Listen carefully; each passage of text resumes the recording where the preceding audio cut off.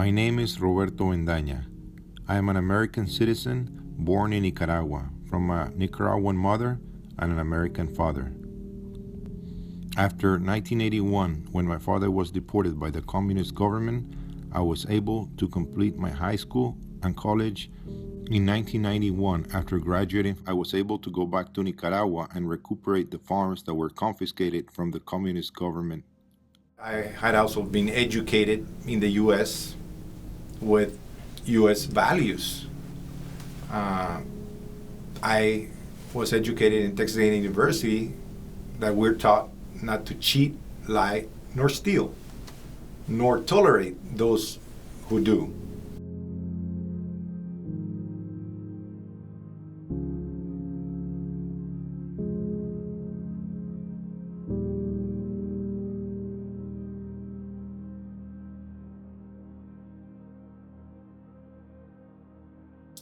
I was chairman of Hagamos Democracia, and there were a couple of youngsters on a hunger strike. And these were humble kids. And I came and visited them, and I interviewed them. I was worried about them. I thought it was a great effort. It was definitely necessary to demand the free elections. But they asked me, Roberto, have you seen us on the news? Are we on CNN? And that really touched my heart. I mean, I was vice president of AmCham. I was chairman of Hagamos Democracia. The country was really worried about the fraudulent election. So I thought it was time for somebody known in the Nicaraguan society, in the civil society, but also in the business society, to become involved. The government had an eye on the things we were doing, and specifically since it was a young and rebel type of protest, we were not going to stand nor negotiate any type of deal or agreement with a corrupt government.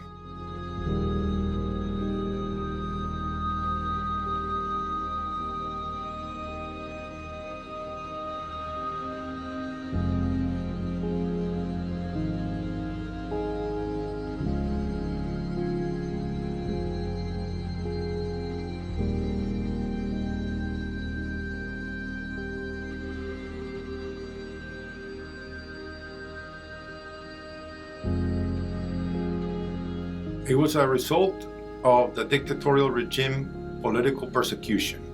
They falsely accused me of organized crime, of aggravated fraud, and illegal offering of financial goods.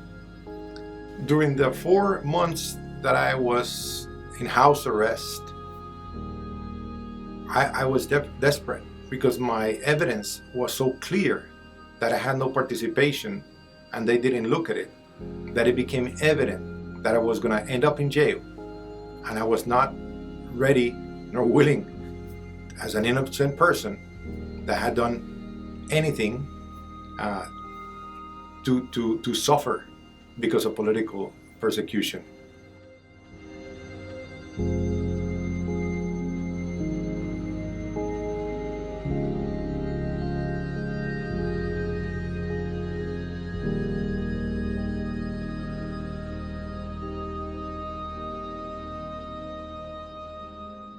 They are an authoritative regime, and people think of it as being very repressive.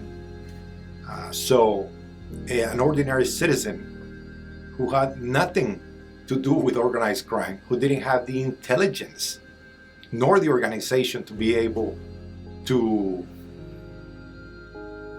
escape from their hands, from their security, it was definitely very, very embarrassing for them.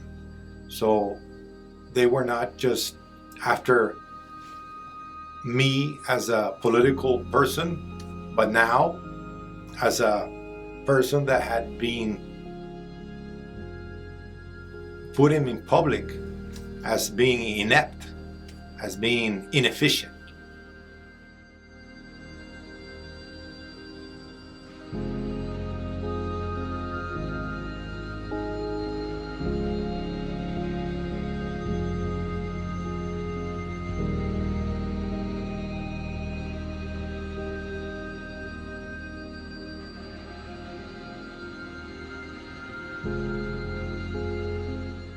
These 3 years have been very long, very traumatic. It has really changed my life. It destroyed my life in Nicaragua. My assets were frozen. I was put in house arrest during the hearings for more than 4 months. And now I came to the United States. I couldn't dare to even try to get a driver's license. Whenever I went out, I was scared of even watching a security guard, much less dare to go ask for employment. Nowadays, everybody asks for background check. I didn't have any idea what it meant to be in the most wanted list.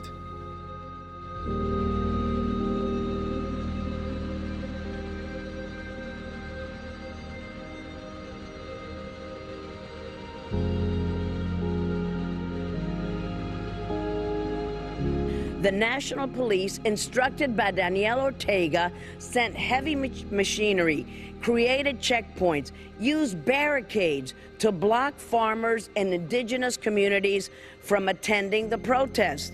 Nicaraguans were severely beaten. Some were even shot. But Ortega's repression did not stop the resilient Nicaraguan people who yearned for freedom. They yearned for prosperity from participating in the protest.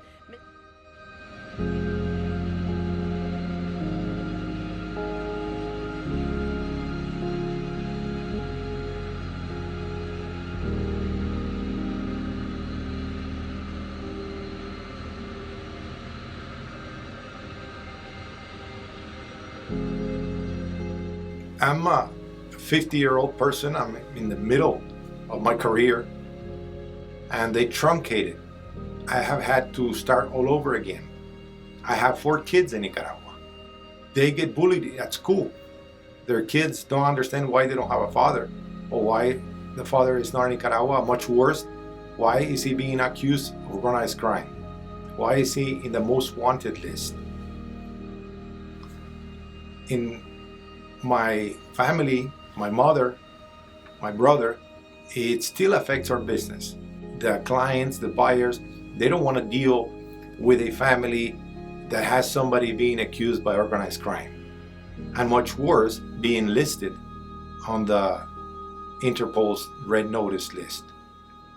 So I would say to Interpol to be very careful about the abuses that exist from these authoritative regimes, just for trying to persecute, just trying to eliminate a person politically or financially.